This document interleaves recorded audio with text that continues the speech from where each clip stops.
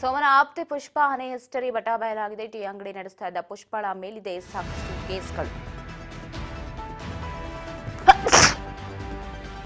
ರಾಜಕೀಯ ನಾಯಕರಿಗೆ black mail ಮಾಡ್ತಿದ್ಲು ಪುಷ್ಪ. ನನ್ನ ವಿಡಿಯೋ ಇಟ್ಕೊಂಡು ನಾಯಕರಿಗೆ ಬ್ಲಾಕ್ ಮೇಲ್ ಮಾಡ್ತಾ ಇದ್ದಂತೆ. ಬ್ಲಾಕ್ ಮೇಲ್ ಕೇಸ್ಗಳಲ್ಲಿ ಪುಷ್ಪ ಹಿಂದೆ ಜೈಲು ವಾಸವನ್ನ ಕೂಡ ಅನುಭವಿಸಿದ್ಲು. ಸದಾ ರೌಡಿಗಳೊಂದಿಗೆ ನಿಕಟ ಸಂಪರ್ಕವನ್ನ ಸೋಮನ ಶಿಷ್ಯ ಹೊಂದಿದ್ದು ಇದೀಗ ಸುಪಾರಿ ಕೇಸ್ನಲ್ಲಿ ಕ್ಯಾತ್ಸಂದ್ರ ಪೊಲೀಸರು ವಶಕ್ಕೆ ಪಡೆದುಕೊಂಡಿದ್ದಾರೆ. ಮತ್ತಷ್ಟು ರೋಚಕ ಸ್ಟೋರಿಗಳು ಬೆಳಕಿಗೆ ಬರ್ತಾ ಇದೆ. ಕ್ಷಣಕ್ಕೊಂದು ಟ್ವಿಸ್ಟ್ ಪಡೆದುಕೊಳ್ತಿರುವ ಸುಪಾರಿ ಕೇಸ್. ಬಟ್ಲು ಏನೇನೋ ಇಟ್ಕೊಂಡಿದ್ರು. ನಾನು ಅಕ್ಕ ಏನ್ ಮಾಡೋದ ಅಕ್ಕ ಅಂತ ಹುಡ್ಗ ಕೇಳ್ದ. ನಾನು ಕುಂತ್ಕೊಂಡ್ರೆ ಯಾರಿಗೂ ಹತ್ತಿಸ್ಕೊಳಲ್ಲ, ಹೆಣ್ಮಕ್ಳಿಗಷ್ಟೇ. ಹೋಗ್ಲಿ ಬಿಡೋಣ ಪಾಪ ಏನೋ ಅರ್ಜೆಂಟಲ್ಲಿ ಅವ್ರೆ ಅಂತ ಅಂದಾಗ ಎಲ್ಲ ವಾಟ್ಸಪ್ ಕಾಲರ್ ಮಾತಾಡ್ತವ್ರೆ. ನಾನು ಯಾರು ಅಂತ ಗೊತ್ತೇ ಇಲ್ಲ. ದೊಡ್ಡ ಮುಂಡೆ ಹೋಗಿ ನೈಟಿ ಹಾಕೊಂಡು ಆಂಟಿ ತರ ಕುಂತಿದ್ದೆ ನಾನು.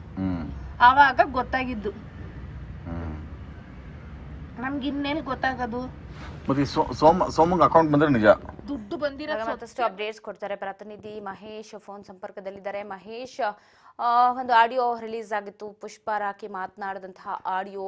ಇದೀಗ ಪುಷ್ಪ ಹಿಸ್ಟ್ರಿ ಕೇಳಿದ್ರೇನೆ ಒಂದ್ ರೀತಿ ಶಾಕ್ ಆಗ್ತಾ ಇದೆ. ಆಕೆ ಮೇಲೆ ಸಾಕಷ್ಟು ಕೇಸ್ಗಳಿದೆ. ಟೀ ಅಂಗಡಿಯನ್ನ ನಡೆಸ್ತಾ ಇದ್ರು ಕೂಡ ರೌಡಿಗಳ ನಿಕಟ ಸಂಬಂಧವನ್ನ ಹೊಂದಿದ್ಲು ಅನ್ನೋ ಇನ್ನಿತರ ವಿಚಾರಗಳು ಕೂಡ ಬಯಲಾಗ್ತಾ ಇದೆ. ಏನೆಲ್ಲ ಅಪ್ಡೇಟ್ ಇದೆ ಕುರಿತು?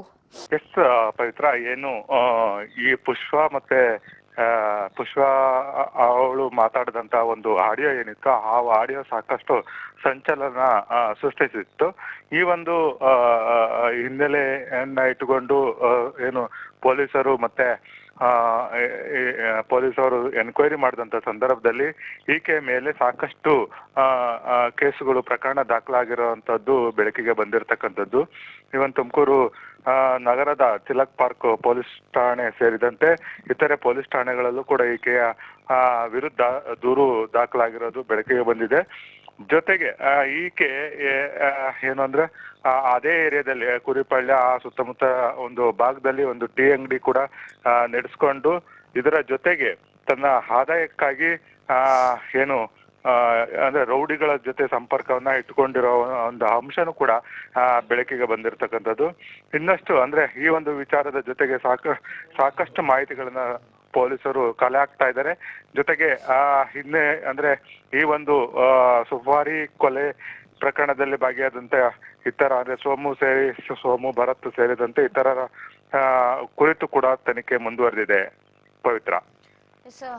ಮಹೇಶ್, ಸಾಕಷ್ಟು ಕೇಸ್ಗಳಿದೆ, ಪುಷ್ಪ ಹಿಸ್ಟ್ರಿನೇ ದೊಡ್ಡದಿದೆ ಅಂತ ಹೇಳಿದ್ರು. ಈಗ ಆಕೆ ಹೇಳಿದಂತ ವಿಚಾರವನ್ನ ಇಟ್ಕೊಂಡು ಅದೇ ಸತ್ಯತೆ ಅಂತ ಹೋಗ್ತಾರಾ, ಅಥವಾ ಆಕೆಗೆ ಬೇರೆ ಆಂಗಲ್ ಅಲ್ಲಿ ಪೊಲೀಸರು ತನಿಖೆ ಮಾಡ್ತಾರಾ ಅಂತ? ಯಾಕಂದ್ರೆ ಆಕೆ ಮೇಲೆ ಸಾಕಷ್ಟು ಕೇಸ್ಗಳಿದೆ, ಆಕೆನೇ ರೌಡಿ ಶೀಟರ್ಗಳ ನಂಟಲ್ಲಿ ಇದ್ಲು ಅಂದಾಗ ಆಕೆ ಹೇಳಿರೋದೆಲ್ಲ ನಿಜ ಅಂತ ಹೇಗ್ ನಂಬ್ಲಿಕ್ ಸಾಧ್ಯ ಅಂತ?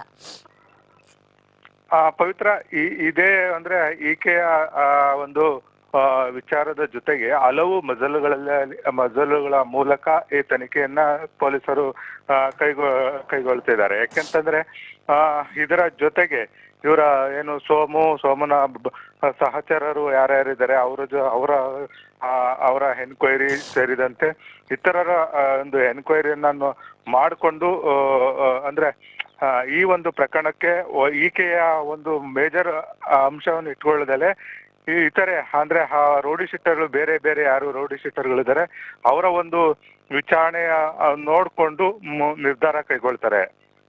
ಪವಿತ್ರ, ಈಗ ಪೊಲೀಸರು ಈ ತನಿಖೆಯ ಸುಳಿವೇನಾದ್ರೂ ಬಿಟ್ಕೊಟ್ಟಿದಾರಾ? ಯಾರು ಏನ್ ಹೇಳ್ತಾ ಇದ್ದಾರೆ, ತನಿಖೆಯ ವೇಳೆಯಲ್ಲಿ ಏನಾದ್ರೂ ವಿಚಾರಗಳು ಬಾಯಿ ಬಿಟ್ಟಿದ್ದಾರಾ ಅನ್ನುವಂಥ ಸುಳಿವೇನಾದ್ರೂ ಪೊಲೀಸರು ಕೊಡ್ತಾ ಇದ್ದಾರಾ ಈಗ ಅರೆಸ್ಟ್ ಮಾಡಿರೋರು ಹೇಳಿಕೆಗಳನ್ನ ಅಂತ? ಪವಿತ್ರ, ಏನು ಪ್ರಮುಖವಾಗಿ ಅಂದ್ರೆ ಇನ್ನಷ್ಟು ಆರೋಪಿಗಳನ್ನ ಏನು ಅವರು ಏನು ಅಂದ್ರೆ ಶೋಧ ಕಾರ್ಯ ನಡೆಸ್ತಾ ಇದ್ದಾರೆ. ಜೊತೆಗೆ ಸಿಕ್ಕಂತವರಿಂದ ಮಾಹಿತಿಯನ್ನು ಕೂಡ ಪಡ್ಕೊಂತಾ ಇದ್ದಾರೆ. ಈ ಒಂದು ವಿಚಾರವಾಗಿ ಅವರು ಏನು ಅಂದ್ರೆ ಪೊಲೀಸರು ತೆಗೆದುಕೊಂಡಂತ ಒಂದು ಶೋಧ ಕಾರ್ಯ ಮತ್ತೆ ತನಿಖೆಯಲ್ಲಿ ಯಾವೊಂದು ವಿಚಾರ ಕೂಡ ಅವರಿನ್ನು ಬೆಳಕಿಗೆ ತಂದಿಲ್ಲ. ಅಂದ್ರೆ ಮಾಧ್ಯಮದ ಮುಂದೆ ಆಗ್ಲಿ ಯಾರೊಂದಿಗೂ ಕೂಡ ಮಾಹಿತಿಯನ್ನ ಹಂಚಿಕೊಂಡಿಲ್ಲ. ಪವಿತ್ರ, ಥ್ಯಾಂಕ್ ಯು ಮಾಹಿತಿಗಾಗಿ ಮಹೇಶ್. ಸೊಟ್ಟಾರೆ, ಇದೀಗ ಬಗೆದಷ್ಟು ಬಯಲಾಗ್ತಿದೆ ಪುಷ್ಪ ಕೇಸ್ಗಳು ಕ್ಷಣಕ್ಕೊಂದು ಟ್ವಿಸ್ಟನ್ನು ಈ ಸುಪಾರಿ ಕೇಸ್ ಪಡೆದುಕೊಳ್ತಾ ಇದೆ. ಮಿನಿಸ್ಟರ್ ಮಗನ ಕೊಲೆಗೆ ಸಂಚು ಮಾಡಿದ್ದು. ಸೊ ಈಗ ಆರೋಪಿ ಪುಷ್ಪ ಸೇರಿದಂತೆ ಒಂದಷ್ಟು ಜನರನ್ನ ಅರೆಸ್ಟ್ ಕೂಡ ಮಾಡಿ ತನಿಖೆಯನ್ನ ನಡೆಸ್ತಾ ಇದ್ದಾರೆ. ಸೊ ಸೋಮನ ಆಪ್ತೆ ಪುಷ್ಪ ಅನ್ನೋದು ಕೂಡ ಗೊತ್ತಾಗಿರೋದು. ನೋಡೋಣ ಏನೆಲ್ಲ ಆಗುತ್ತೆ ಈ ಕೇಸ್ ಮುಂದೆ ಅಂತ ಹೇಳಿ.